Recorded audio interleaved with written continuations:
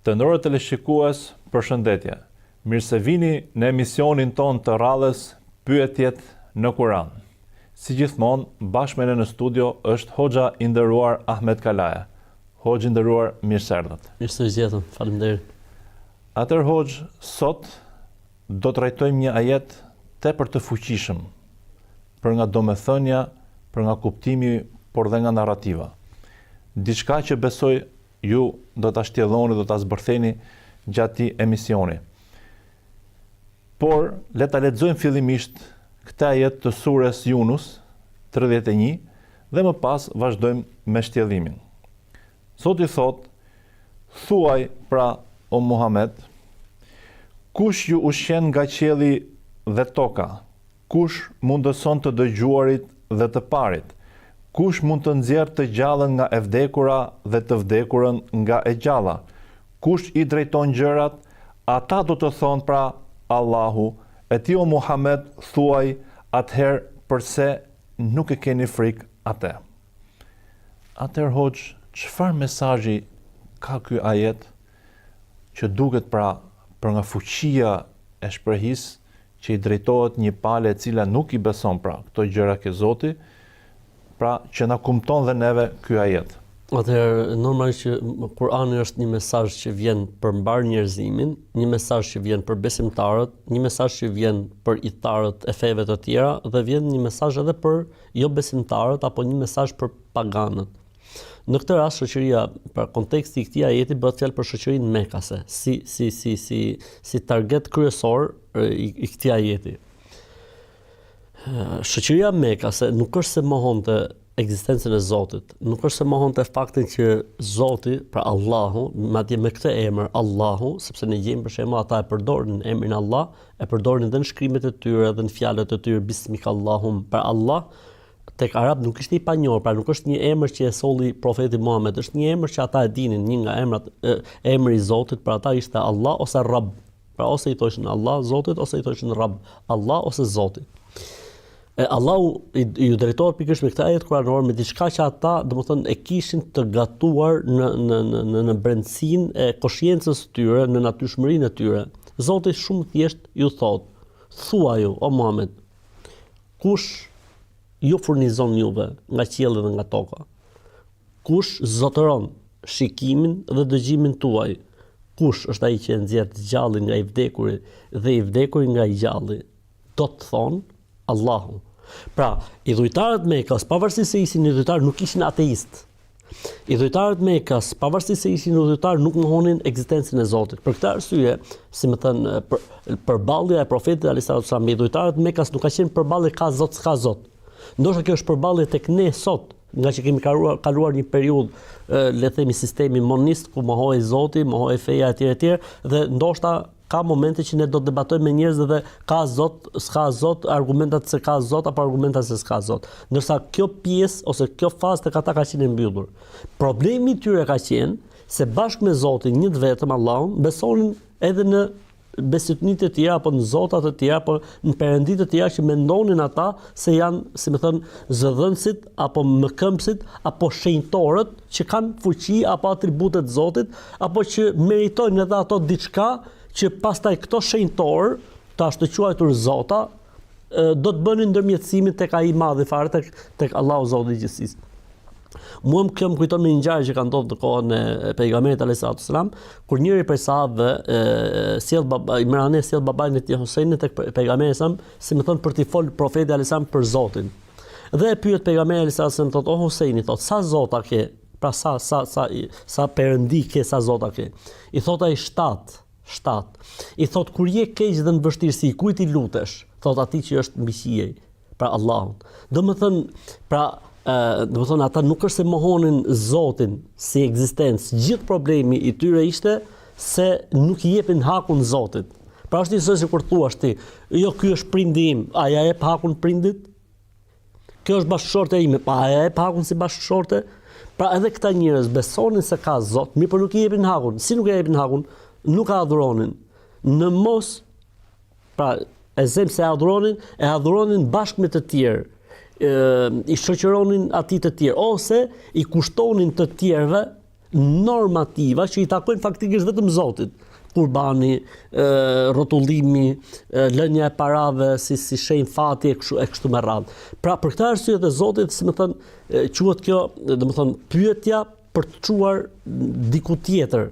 Pra i pyeti për diçka që ata nuk e diskutonin si të vërtetë, ata e dinin që furnizuesi është Allahu. Ata e dinin që jetën dhe vdekjen e ka në dorë Allahu. Ata e dinin që çdo gjë në jetën e tyre është prej Allahut, pra nuk besonte asnjëri prej tyre se Lati apo Uzza apo Menati apo Naila apo që ishin emrat e idhujve aty në Mekë, asnjëri nuk besonte se ishin pikërisht ta zota që i kishin krijuar, apo këto zota që u kishin dhënë furnizim, apo këto zota ata të cilët i kishin krijuar barkun e nënës. Ata të gjithë besonin se çdo gjë në jetën e tyre e menaxhonte Allahu. Me yudabbiru al-amra, ke prej pyetjeve aty, kush i zotëron dhe i rregullon çështjet. Pra, ata besonin se çdo gjë ishte prej Allahut dhe zotërohej nga Allahu, e menaxhuar nga Allahu dhe gjithçka nga Allahu. Për këtë arsye ju vjen pyetja, po mirë. E felat të tekun, ora këtij Zoti, nuk i friksoheni ju që adhuroni zota të tjerë përveç Allahut, që i luteni zota të tjerë përveç Allahut, që i përkushtoheni zotave të tjerë përveç Allahut. Pra i mori nga diçka që ishte e padiskutueshme për ata, tek ajo që faktikisht kjo gjë e padiskutueshme duhet i çojë. Pra nëse ti beson se Zoti të ka krijuar, Zoti të furnizon, Zoti ka dorë shikimin, dëgjimin, jetën, vdekjen, dhe ai menaxhon ju debir al-amr, atë nëse është ky, si ka mundësi që i drejtohesh dikujt tjetri? Shembull banal nga jeta e kësaj bote, nëse ti beso se ky është babai yt, do të thonë pse respekton dikë tjetër sikur të ishte babai dhe babain e nxjerr nga loja? Kjo s'është normale. Dikë që ta ofendon dhe ta ul baban ti. Atëherë kjo nuk është normale. Atëherë e njëjta gjë, domethënë Zoti ju drejton logjikisht. Pra përderisa Zoti është 1 2 3 4 5 dhe ju thoni Allahu është ai i cili na i ka bërë gjitha këto, atëherë si ka mundësi? Pra ti përballë këtij Zoti i cili ka gjithçka në dorë për ty, si duhet të jesh? Do të jesh me nefrek, do të jesh mosminjos, apo do të ulësh kokën përpara këtij Zoti? Kjo është efelat të tekun. Fiksoni pra Zotit se para këtij Zoti keni bërë llogari. Nuk keni bërë llogari përpara Latit, nuk keni bërë llogari përpara Uzas, nuk keni bërë llogari përpara Menatit. Do t'i ringjalli edhe llogarin do të jepni përpara Zotit të botrave. Pra si më thon një pyetje logjike që Zoti më dëshiron që këta njerëz të thrasin ndërgjegjes, të thrasin logjikës dhe arsyes dhe të kuptojnë se përderisa keni këtë lloj besimi, ka diçka që nuk shkon. Është diçka anormale kjo. Pra të besosh se Zoti është burimi i gjithë këtyre gjërave dhe ti shkon dhe falëndron, i lutesh apo adhuron dikë tjetër apo diçka tjetër, këtu ka një paradoks shumë të madh, domethënë të menduarit të arsyes. Në fakt ju pak më parë cekët ateizmin. Dhe brenda kësaj pyetje pra lind edhe një nënpyetje tjetër. A përmendet pyet dikush ateizmin në Kur'an, sepse ne këtu folëm për besimin Zot dhe atribuimin e kompetencave hyjnore disa krijesave. Po vet ateizmi në Kur'an dhe në Islam, pra kush konsiderohet? Ateizmi do thot afeja, do të thonë njeriu nuk beson në fe, do të thonë. Për këtë arsye, do të thonë mosbesimi në Zot, do të thonë nuk është se ka qenë mision apo ka qenë, si më thon, kanë vuajtur profetët për të, nuk është se kanë pas debat e fillahi shekun fatiri semawati wal ard, pra gjithë profetët e kanë pas pjesën e Zotit të kaluar, pra nuk është se kanë pas përballje me popujt e tyre tek Zoti. Gjithë problemi ka qenë ajo që ju thatë, do të thonë se popujt i atribuonin krijesave kompetencat e Zotit ose i kushtonin krijesave atë që i takon Zotit, pra prej adhurimeve, prej përkushtimeve, për përgjërimeve, prej sakrificave e kështu me radhë. Normalisht që mund të jetë një ajet i cili thot, ajeti Kur'anit kur thotë wa ma yuhlikuna illa ad-dahr, pra koha thjesht ecën, po s'kemi asgjë në dorë dhe nuk ka botë tjetër kështu me radhë. Ky mund të jetë një sinjal, domethënë tek ajo pjesa e ateizmit, e mosbesimit në fe, domethënë. Po në përgjithësi përballja e profetëve me popujt e tyre ka qenë pikërisht tek fakti se duhet adhuruar vetëm Zotin dhe se një ditë do të dalim përpara Zotit. Kjo pjesa e dytë, një ditë do dalën përpara Zotit, ka qenë përballje e profetit alayhis salam me popullin Mekas, që thoshin po masi tretemi, po masi timi bërë pluhur, masi timi zhdukur, etj. Se Zoti sillte argumenta që dëgjoj Zoti është i plot fuqishëm. Tani o e beso Zotin, o nuk e beso. Po e besove, ai është Zot absolut dhe i plot fuqishëm dhe do të ishte, do të ishte e papërshtatshme për Zotin Zot nëse do donte ta ringjallte një vdekur dhe mos ta ringjallte dot. Pra atëherë bie mos jetë Zot, për këtë arsye ne themi, ai që s'beson botën tjetër ka i problem shumë të madh, nuk beson Zot, se të besosh në Zot nuk ka të pamundur për Zotin. Kështu që gjërat janë të ndërlidhura. Po kështu fiks fare, domethënë që thuhet, domethënë a trajton Islami ateizmin si ateizëm, me këtë terminologji jo, po me logjik po, për shembull thot, a jeni ju vallë krijuesit e vetëve tuaja? A jeni ju ata cilët e keni bërë këtë? Jo, atëherë përderisa ti nuk je krijuesi vetvetes, përderisa nuk është a mund të jetë bërë rastësisht, kemi pyetje. Pra përderisa të gjitha këto rastësia apo të bëret vetvetiu janë të mohuara, automatikisht, domethënë i ka rënë ateizmit po shumë thjesht, sepse nuk ka qenë problematik në atë kohë, nuk ka qenë sfidë e madhe në atë kohë. Dhe unë mendoj që ateizmi është sfida më e lehtë për tu eliminuar apo me kuptim për tu asgjësuar. Për këtë arsye kur mua bën pyetje ndonjëherë, disa argumenta për Zotin, i them jo, ti mib argumenta se ekziston. Sepse çdo gjë në këtë botë tregon që ka autor. Ndërsa ti thua bota, universi dhe gjithçka që ekziston është pa autor. Ndërkohë që çdo gjë funksionon duhet të ketë autor. Çdo gjë që ekziston në këtë botë duhet të ketë autor. Dhe ti thua jo, universi, planetet, yjet, atomi, molekula, qeliza e kështu me radhë, nga mikro në makro, s'kan autor. Në fakt, kjo na çon tek një ndodhi që ka ndodhur vitet e fundit, pra që është babai ateizmit bashkohor, Hopkins, dhe i cili një vit para se të ndronte jetë, në një katedër Massachusetts, pra tek Universiteti Teknologjik, Universiteti i Teknologjisë dhe Informacionit që kanë atje, ai bëri një deklaratë shumë të fortë, kur tha unë nuk kam mohuar ndonjëherë Zotin, por kam dash ta heq Zotin nga kalkulimet, në mënyrë që të studiojë vërtetën, pra mos bëhet pengesë nga e vërteta. Por tha, gjeta të njëjtën dorë krijimi në çdo univers dhe galaktik të re që unë zbuloja. Pra në një farë mënyre, ateizmi, siç dhe ju e thatë, mund të jetë fillimisht godet ignorancën dhe është produkt i modernitetit, sepse jo vetëm profetët, por dhe filozofët e lashtë, pra Aristoteli, Sokrati, Platoni, ke shkaku pa shkak, ke logos i madh, pra të gjitha këto rrjedhat logjike të çojnë drejt Zotit dhe nuk e pse lodhesh siç e thatë dhe ju, pra ti thoni njerëzve që ore ta vërtetoj Zotin, sepse ky krijim, ky univers, gjithë to burime nuk kanë se si din vetvetiu. E kanë pra një Zot. Por pyetja është që nëse ne do të pranojmë që ateizmi është mohimi i Zotit, pra është mohimi më i madh, a mund të konsiderohet një lloj ta quajmë mohimi apo ateizmi, qoftë dhe mohimi një pjesë të fesë. Pra, a nuk kuptohet me fjalën fe mohues, ateizmi, pra ka një lloj lidhje këtu ke kjo mesele? Feja është paketë.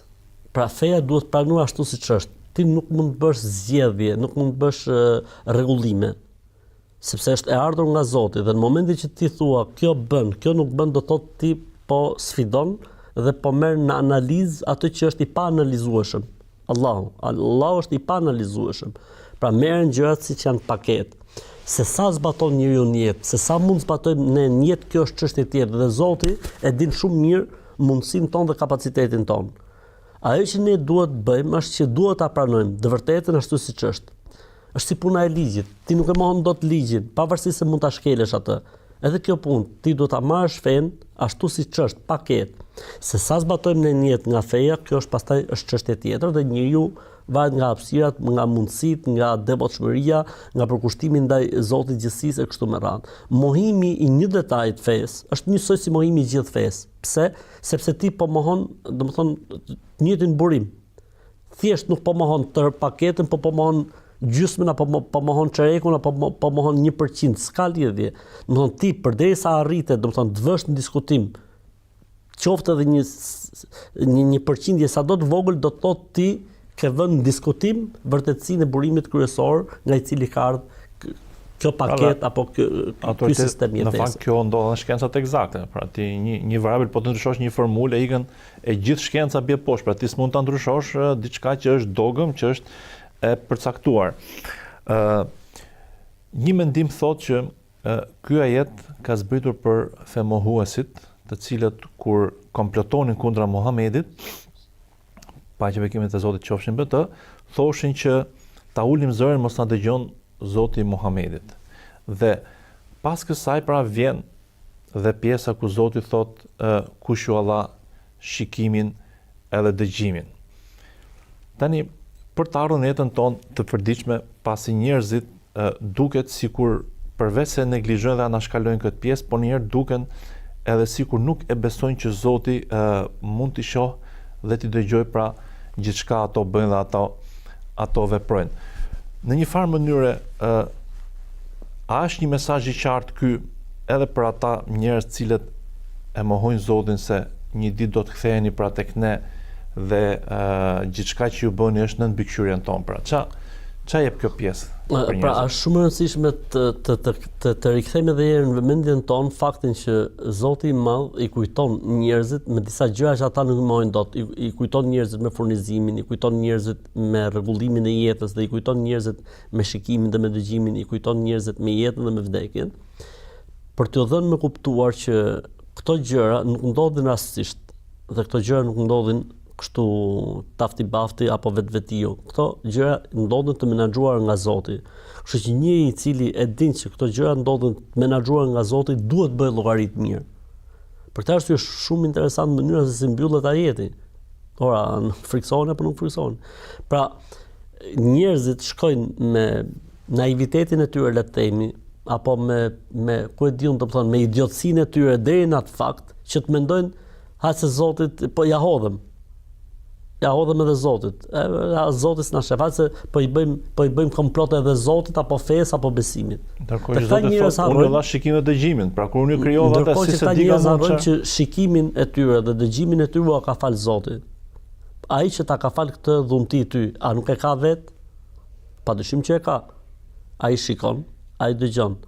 Prandaj sado që ti të ruash, sado që ti të bësh lojra, sado që ti të bësh aktrime, sado që ti të mundohesh domethënë thuash kurthe dhe plane, është Zoti sipër i cili di të gjitha, i sheh të gjitha dhe nuk mund t'ia hedhësh atij. Kështu që është një mesazh tjetër i rëndësishëm jo vetëm për ata, domethënë për të gjithë ne, edhe ne besimtarët. Kemi momente dobësie në jetë, gjë që na duket sikur mund edhe t'ia hedhim apo edhe mund ta aktrojmë. Pra është një smundje njerëzore kjo që njeriu mendon se po ja hedh. Po faktikisht ai që ka besimin e fortë, ai që lexon Kur'anin, ai që fal namazin, menjëherë domethënë e kap situatën dhe e kupton që nëse Zot na fal se gabuam dhe e pranon. Se ndjesinë e pranimit gabimit ta jep pikërisht kjo vetëdije.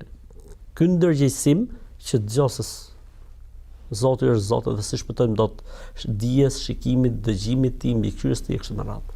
Atëherë të nderuar teleshikues, shkëputemi për disa çaste dhe rikthehemi sërish.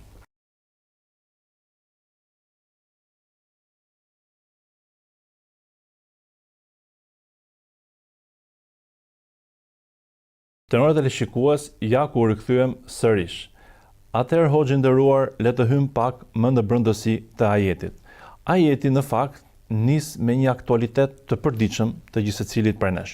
Pra, na kujton furnizimin kur thot, thuaj pra atyre o Muhammed, kush ju furnizon juve nga qielli edhe në tokë. Ka njerëz që thon, rrofshin shpatullat e mia.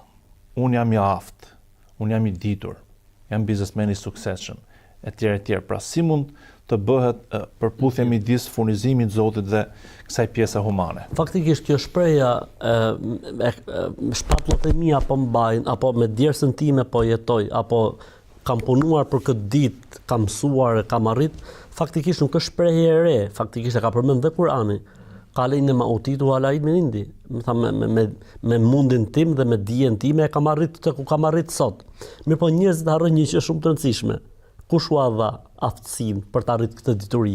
Kush u dha mundësinë për të pas këtë fuqi që kanë sot? Ata vetë apo është Allahu ai i cili u dha mendjen, u dha trupin, u dha shëndetin dhe gjithçka? Pra furnizimi nuk është thjesht çfarë merr njeriu, ky është rezultati.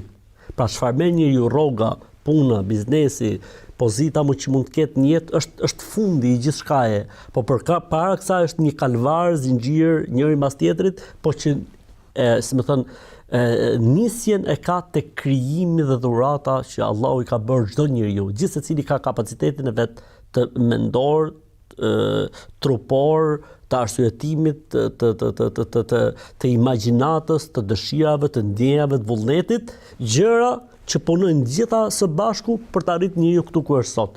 Për këtë arsye tha Zoti, kush ju furnizon juve? Pra kush është ai i cili ju çoi juve deri këtu? Është Allahu xhalla xhelalu. Pse? Do të jap një shembull shumë të thjeshtë. Pse duhet të ishte ti për shembull ky biznesi i suksesshëm dhe mos të ishte komshiu yt?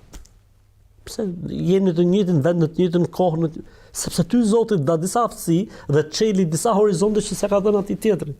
Po mund të ketë më të aftë se sa ju që nuk kanë ecur sa ju. Nuk kanë ecur një, pra është Zoti ai i cili ti ka lehtësuar gjërat. Pra ne fatkeqësia e njeriu është se merret gjithmonë me përfundimin, merret gjithmonë me pasojën, merret gjithmonë me atë që është e prekshme, ndërkohë që harron që kjo gjë ka një kalvar gjërash përpara që e kanë çuar njeriu deri aty. Për këtë arsye të Zoti, si më thon, u tërheq mendjen, i kujton, domethënë se këtu jeni duke u marr me fundin, ndërkohë që para këtij rezultati dhe para këtij fundi është një kalvar, le të themi, një kalvar veprimesh, zinxhir, të cilat na kanë çuar neve deri tek ky përfundim. Ai është Zoti.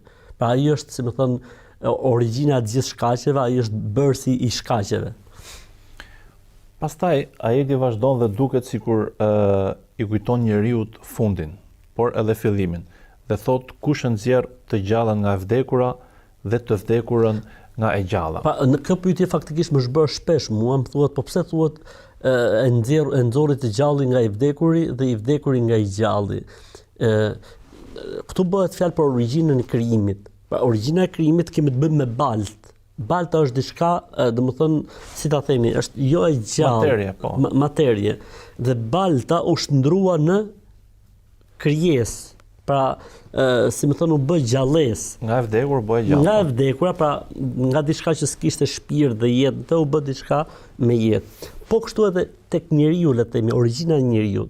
Kur bëhet fekondimi mes vezores dhe ujit mashkullit, le të themi kështu, kemi të bëjmë me dy gjëra të pajetë. Pastaj vjen shpirti në muajin e 4. Pra, nga pajetësia fillon jeta. Ademi alayhis salam, nga pajetësia, pra diçka e pajetë, filloi jeta. Kjo është ajo e para që thot, ishit të vdekur dhe ju solli në jetë, apo ishit të vdekur dhe e nxorri të gjallin nga i vdekuri. Pra ky është pra Ademi alayhis salam balta, apo njeriu kur nis fekondimi është diçka e pajetë, pastaj pas 4 muajsh vjen shpirti.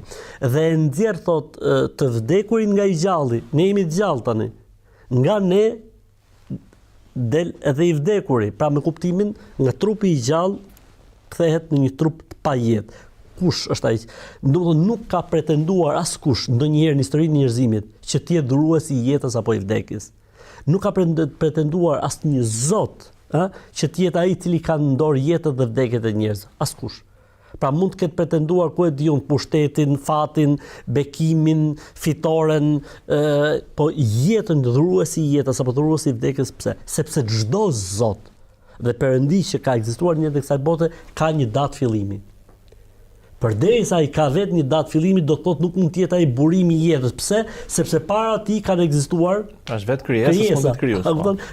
Ka pas ekzistencë përpara, ka pas krijesa më përpara. Për këtë arsye e kujton Zoti më njeriu në këtë fakt që ti ke ardhur në këtë botë pa dëshirën tënde dhe pa vullnetin. Po edhe do të ikësh nga kjo botë pa dëshirën dhe vullnetin tënd. Është dikush tjetër që ka pas dëshirë dhe vullnet që ti të jetosh mes ekzistencës dhe mos ekzistencës dhe ekzistencës, apo mes mos ekzistencës dhe mos ekzistencës. Atëherë jetoje jetën sipas dëshirës dhe vullnetit të atij që pati dëshirë dhe vullnet të sjellin jetën e kësaj bote. Pastaj duket sikur ajeti e vulos këtë proces. Pra, pasi thot kush e furnizon, kush u dha shikimin, dëgjimin, por jetën dhe vdekjen, se tek tuk ka edhe njerëz që pretendojnë, pra siç ishte rasti i atit mbretit që një vrau një lat lirë. Po. Fufar thot, po kush kujdeset për çështjen? Pastaj kur vim te universi, kush e rregullon çështjet tuaja?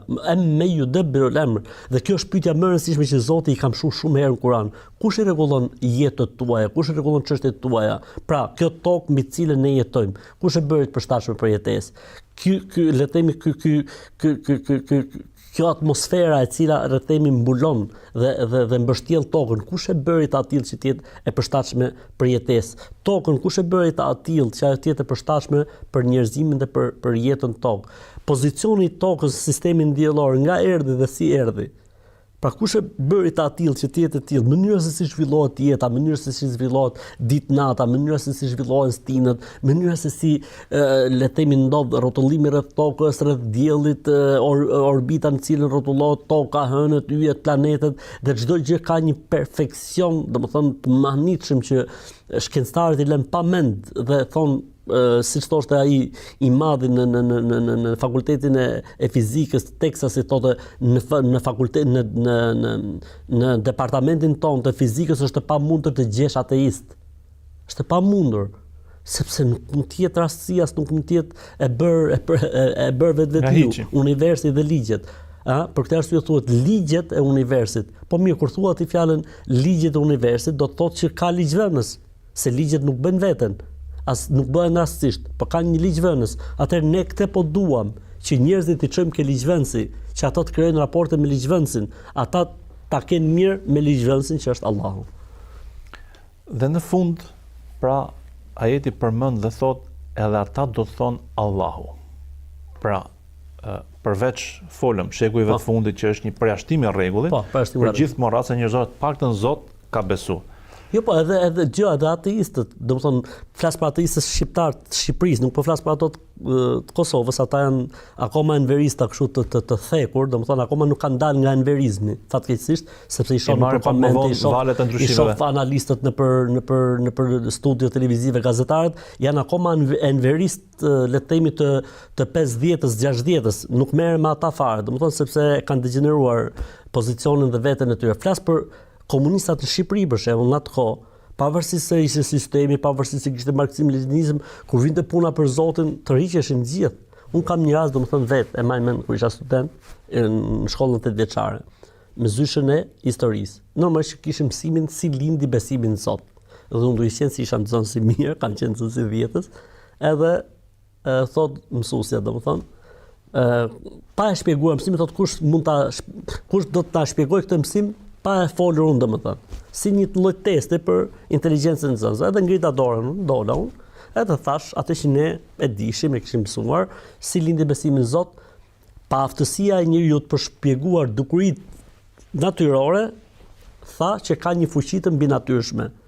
Edhe thash unë të ilustrova me shembujt me njerëzit në përshpellat, epoka e gurit, epoka e pastaj njerëzit duke ecë dhe e kuptuan që gjose bubullima nuk ndodh se ka diçka të mbinatyrshme, po është përplasja joneve e kështu me radhë.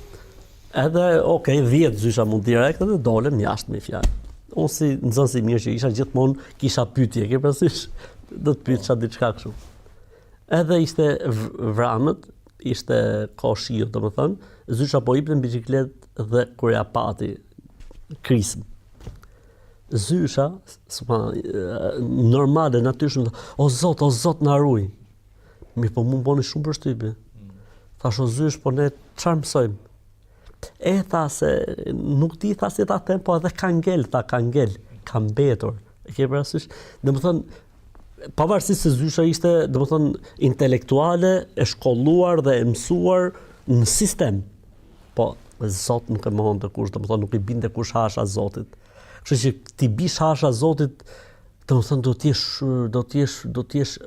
jesh UFO, do të jesh anormal, sepse nuk mund t'i bish hasha. Bën nga feja apo nuk bën, zbaton apo nuk zbaton, mund të kritikosh le të themi apo mund mos kritikosh, kjo është gjë tjetër, po që t'i bish hasha, kjo është shumë e vështirë. Në fakt kjo që ju thatë është edhe tezë që kanë hedhë një nga psikanalistët më të fuqishëm, Jungu, kur thot fakti që as shkenca moderne nuk po ç'bën dot atë që besimi në Zot, pra që ka njeriu për 6000 vitesh, Pra do thotë që ky Zot ekzistoka, pra nuk e rrezojmë dot. Dhe për të ardhur pra në fund të ajetit, Zoti ngre pyetjen, a nuk po friksohen ata?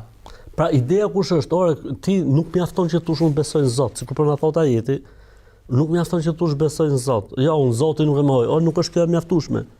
Çfarë raporti ke ngritur ti me këtë Zot? A ke lidhje me këtë Zot? Ai siç thon vëllezërit tanë, ai tutesh këtij Zoti apo jo? Se i ditë të dash përpara ti, çfarë do i thush? S'kisha kohë për ty o Zot. S'mund të jepsha për ty o Zot, fukareve. S'mund të merresha me prindin o Zot se kisha punë tjera. Çfarë do i thush Zotit? Pra, mendoje gjithmonë se gjithë to të mira e kanë një faturë në fund fare. Ore, do ta paguash diku faturën. Kështu që bëu gati, përgatitu më mirë le të themi pak më i tulatur dhe i përmbajtur dhe i thojza i vuajtur, ama del si zotni përpara Zotit. E vërtet atje ha u mukrau kitabie, e janë i lexoni dëshminë time. Unë jam për banorëve të xhenetit, unë e dija që i ditë do të dal përpara Zotit. U bëra gati për këtë ditë. Ju fata dhe ju luta Zotit, Zoti nderoi. Më dha dëshminë për në xhenet. Më mirë le të themi në thojza pak më i tulatur, më i kujdesur, më i vëmendshëm në këtë botë, edhe atje del me ballin lart dhe me kokën lart, sesa këtu s'do më ditë për asgjë, si bën llogarit ashtu siç duhet, edhe pastaj thua ja lejteni lem ute kitabi o lem edri mahis, sigur. Ora më mirë mos ta kisha marr. Sepse të marrësh dëshminë se je banor i xhenemit, më mirë mos ta merresh, ja lejteni kuntu turaba, më mirë të kisha vdekë etj. Kështu që ky është ajeti, domthonë ajeti jo vetëm që i fton njerëzit tek Zoti dhe adhurimi i Zotit, përderisa i besoni që gjitha këto i ka Zoti, atëherë adhuroni Zotin jo vetëm kaq, po sikur ajeti thotë du më shumë për jush. Jo vetëm me besu Zot, jo vetëm u mjaftu me gjërat përgjithshme, por besimi në Zot duhet zgjojë ndërgjegjen, duhet zgjojë frikë respektin ndaj Zotit. Pra, duhet shkoj përtej asaj që ne nuk e mohojmë. Ka Zot ose pranojmë Islamin, po duhet ti përmbahesh se një ditë do të dash përpara Zotit. Pra dhe nga jeta praktike ne dim që ti s'mund ta njohësh autoritetin e një shteti dhe mos paguash taksa, të shkelësh ligjet apo të bësh krime etj. Pra do respektosh autoritetin. Është linja logjike, pra nuk është se ka kërkuar diçka. Njëri do të konformohet. Po, diçka është shumë e arsyetuara që ka kërkuar Zoti. Dhe pra ky mund të jetë pra nga ato ajete ku me një verset përmblidhet gjithë logjika e jetës njerëzore, aty goditet ateizmi, goditen filozofit, bestytnit, neglizhencat e gjitha, pra dhe askush tjetër përveç Zotit s'mund ta bëj këtë gjë pra. Atëherë Hoxh, erëm në fund të emisionit, teleshikuesit besoj edhe mund të jetë mërzitur dikush, sepse temat që ne trajtojmë janë tepër interesante, sidomos kur bëhet fjalë për fjalën e Zotit. Dhe nuk mbetet vetëm se t'ju falenderoj që ishi sot me ne dhe falenderoj teleshikuesit për vëmendjen që na kushtuan.